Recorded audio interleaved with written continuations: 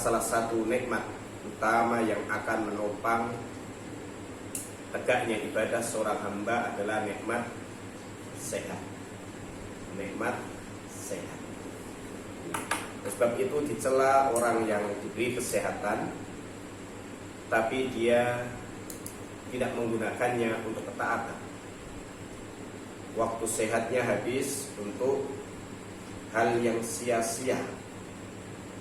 Kan dalam hadis riwayat Al-Bukhari, nikmatani maghbunun fihima katsirun minan nas. Ada dua nikmat di mana manusia banyak merugi. Ya.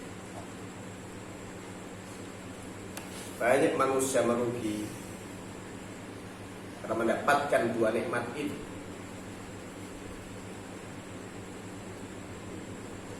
Dia bangkrut, tidak ada untung. Ya, kalau Pak Untung selalu untung. Dia bangkrut, tidak ada untung. Karena tidak menggunakan dua nikmat itu, as-sihhatu wal farah. Nikmat sehat dan nikmat waktu lapang atau waktu luang. Karena kesempatan kita ibadah selama kita hidup, maka hayatuna ra'sul mal. Kehidupan kita adalah modal utama kita. Kalau orang masih hidup, masih punya modal, masih punya kesempatan. Kalau sudah tidak hidup, tidak punya lagi kesempatan untuk ibadah kepada Allah Subhanahu wa ta'ala. Maka ketika seseorang mendapatkan nikmat hidup atau kesempatan hidup, lalu Allah anugerahkan kepadanya kesehatan dan Allah anugerahkan kepadanya kelapangan, tidak dihimpit dengan kebutuhan pokoknya, yang apabila dia tidak bekerja tidak bisa makan. Dia punya waktu luang, dia punya waktu lapang, namun tidak dimanfaatkan dengan sebaik-baiknya untuk mendapatkan hal yang bermanfaat, baik dalam urusan dunia, lebih-lebih dalam urusan agama. Maka dia menjadi orang yang merugi. Maka pentingnya nikmat sehat ini,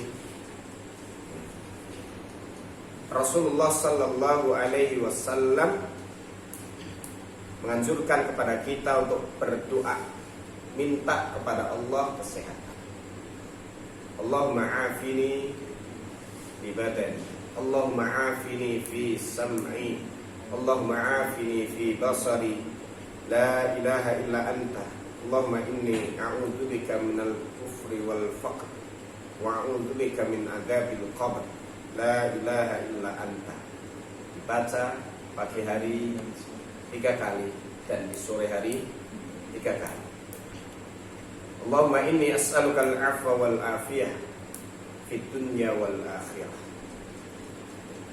Dan seterusnya, baca pagi dan petang hari.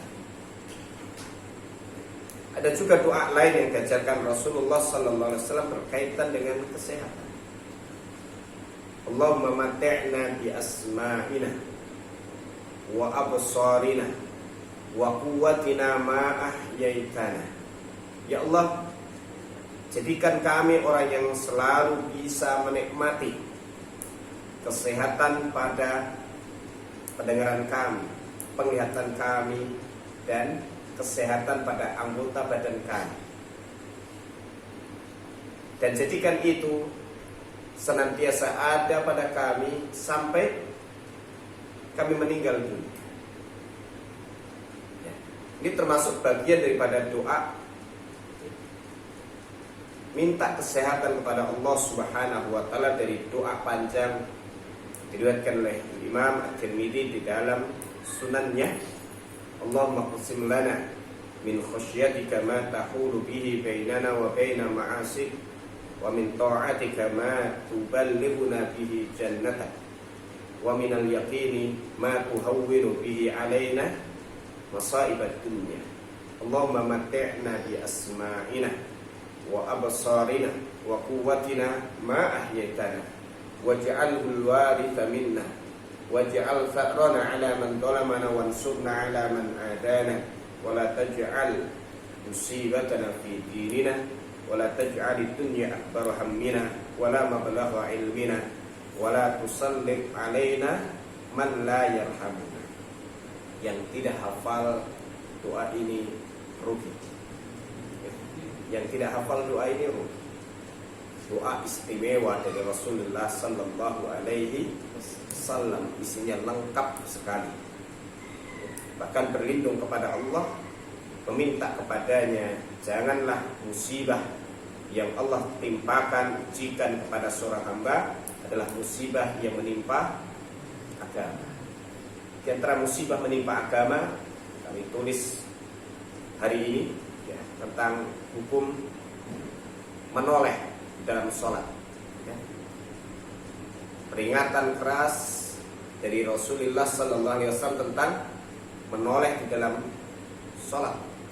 Ketika sholat seseorang sedang menghadap Allah Subhanahu wa ta'ala, bermunajat kepadanya, berinteraksi kepada Allah Subhanahu wa ta'ala, Rabbnya, Tuhannya, penciptanya, yang dengan itu dia akan diampuni dosanya, yang dengan itu doa-doa dan permohonannya dijamin ya, ijabah oleh Allah Subhanahu wa ta'ala. Maka hendaknya orang merasa bahwa Allah ada di hadapannya ya, maka ketika dia menghadap Allah ta'ala, janganlah ia menoleh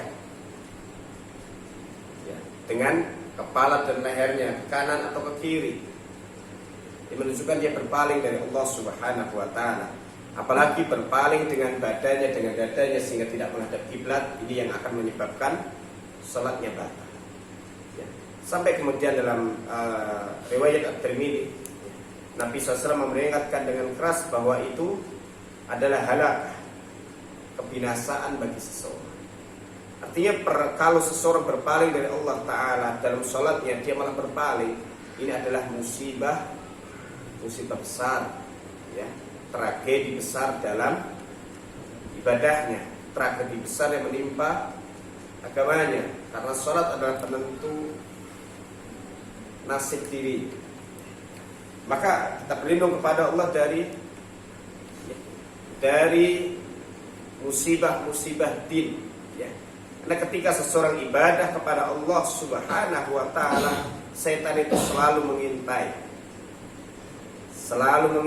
nunggu kapan datang momen hamba itu terlalaikan dari sholatnya ya.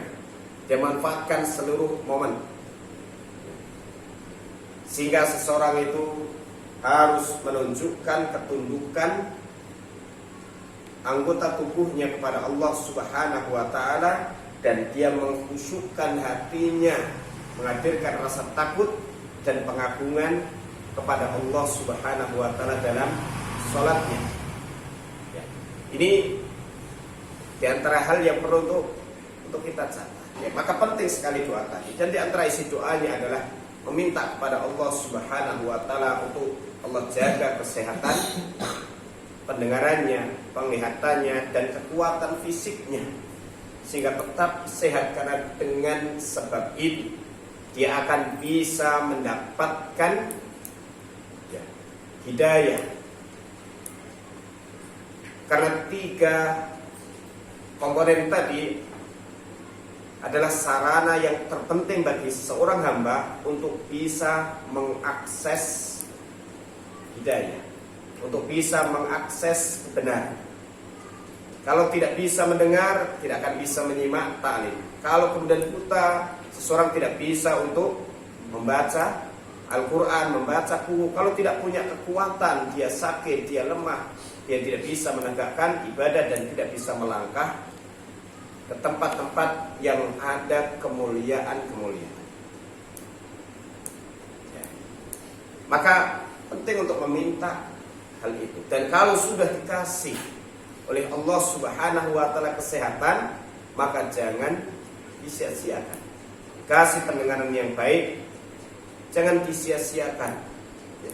Sehingga tidak menghasilkan sesuatu yang manfaat, tidak bisa untuk menyerap kebenaran-kebenaran dengan telinganya, jangan sampai. Demikian pula yang Allah anugerahkan pandangan yang baik, penglihatan yang sempurna, maka hendaknya digunakan penglihatannya itu untuk bisa mengakses kebenaran, mengakses hidayah dengan melihat sesuatu yang bisa menguatkan imannya, ya. Dan ia gunakan itu, ya, untuk melakukan kebaikan-kebaikan. Barakallahu fikum. Dan dalam doa yang lainnya Rasulullah SAW mengajarkan berlindung, ya, dari berubahnya kondisi sehat kepada kondisi sakit. Allahumma inni a'udzubika min zawali ni'matik wa tahawuli afiyatik wa fujaati nikmatik wa jami'i sakhatik. Ada yang sudah hafal?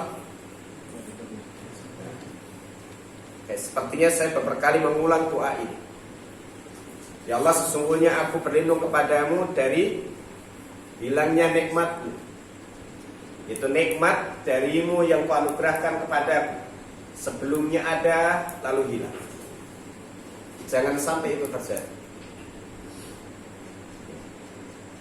Dan berubahnya keselamatan dan kesehatan darimu.